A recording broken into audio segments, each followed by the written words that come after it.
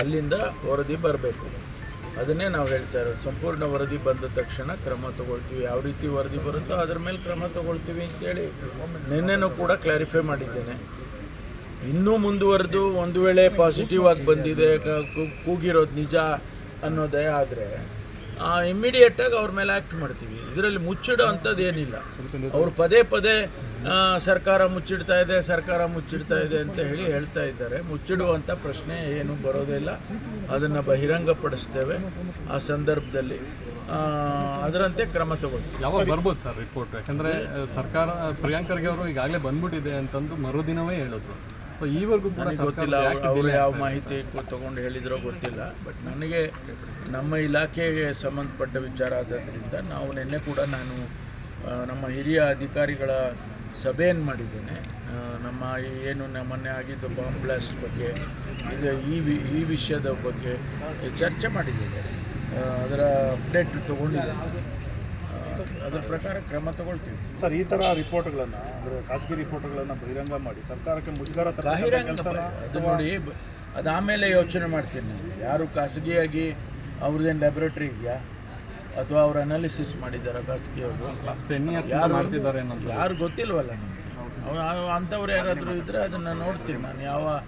ಯಾವ ಪರ್ಮಿಷನ್ ತೊಗೊಂಡು ಅವ್ರು ಮಾಡ್ತಾ ಇದ್ದಾರೆ, ಅವ್ರಿಗೆ NOC ಯಾರು ಕೊಟ್ಟಿದ್ದಾರೆ, ಅಥವಾ ಈ ರೀತಿ ರಿಪೋರ್ಟ್ಗಳನ್ನ ಬಹಿರಂಗ ಮಾಡೋದಕ್ಕೆ ಅವರಿಗೆ ಅಧಿಕಾರ ಇದೆಯಾ, ಅದನ್ನೆಲ್ಲ ಪರಿಶೀಲನೆ ಮಾಡಿಸಿ ಅವ್ರ ಮೇಲೆ ಕ್ರಮ ತಗೊಳ್ತೀವಿ. ಸರ್, ಬಾಂಬ್ ಬ್ಲಾಸ್ಟ್ ಎಲ್ಲಿಗೆ ಬಂತು ಸರ್ ವಿಚಾರ? ಮತ್ತು ನಿನ್ನೆ ಎಲ್ಲ ಪದೇ ನಾವು ಇದರ ಬಗ್ಗೆ ಹೇಳೋದು ಅಷ್ಟು ಚೆನ್ನಾಗಿ ಕಾಣೋದಿಲ್ಲ. ನಿನ್ನೆನೇ ಬ್ರೀಫ್ ಮಾಡಿದ್ದೀನಿ ಆಫ್ಟರ್ ದಿ ಮೀಟಿಂಗ್ ಆದಮೇಲೆ ಸಂಪೂರ್ಣವಾಗಿ ಎಲ್ಲ ವಿಷಯಗಳನ್ನು ನಮಗೆ ಏನು ಸಾರ್ವಜನಿಕ ಇದಕ್ಕೆ ಹೇಳ್ಬೋದು ಅಷ್ಟನ್ನೇ ಹೇಳಿದ್ದೀನಿ. ಕೆಲವು ವಿಷಯ ಹೇಳೋಕ್ಕಾಗೋದಿಲ್ಲ, ಯಾಕಂದರೆ ಇನ್ವೆಸ್ಟಿಗೇಷನ್ ನಡೀತಾ ಇರುವಾಗ ಅದನ್ನೆಲ್ಲ ನಾವು ಹಂಚ್ಕೊಳ್ಳೋಕ್ಕಾಗೋದಿಲ್ಲ. NIA ಬಂದಿದೆ ಸರ್? NIA ಅವತ್ತಿಂದನೇ ಇದ್ದಾರೆ. NIA ಅವರೇನೋ ಸ್ವಯಂ ಪ್ರೇರಿತವಾಗಿ ದೂರ ಅಲ್ಲ, ಅವರು ಮಾಡ್ತಾರೆ. ಅವರು NSGನವ್ರು ಬಂದಿದ್ದಾರೆ, NIAನವ್ರು ಬಂದಿದ್ದಾರೆ. ಅವರು ಕೂಡ ಇದನ್ನು ತನಿಖೆ ಮಾಡ್ತಿದ್ದಾರೆ.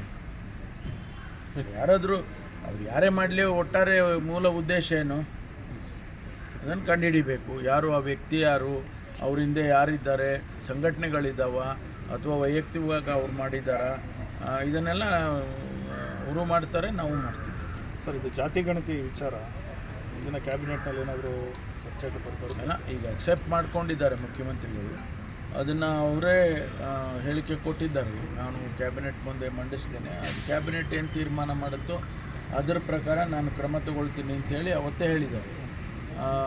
ಅದರಲ್ಲೇನು ಯಾವುದು ಆ ಸ್ಟ್ಯಾಂಡ್ನಲ್ಲಿ ಏನು ಬದಲಾವಣೆ ಇಲ್ಲ. ವಿರೋಧ ಮಾಡ್ತಾ ಇದ್ದಾರೆ ಸರ್. ಈಗ ಗೊತ್ತಿಲ್ಲ, ಕಸದ ಬುಟ್ಟಿಯಲ್ಲಿ ಬಿದ್ದಿದ್ದ ವರದಿ ಅಂತ ಹೇಳ್ತಾ ಇದ್ದಾರೆ. ವಿರೋಧ ಮಾಡೋದು, ಪರ ಮಾಡೋದು ಪ್ರಜಾಪ್ರಭುತ್ವದ ವ್ಯವಸ್ಥೆಯಲ್ಲಿ ಇರೋದೇ ಇದು. ಅದಕ್ಕೆ ಪ್ರಜಾಪ್ರಭುತ್ವ ಅಂತ ಹೇಳೋದು. ಜನಗಳಿಗೆ ಅವಕಾಶ ಕೊಡ್ತಕ್ಕಂಥದ್ದು.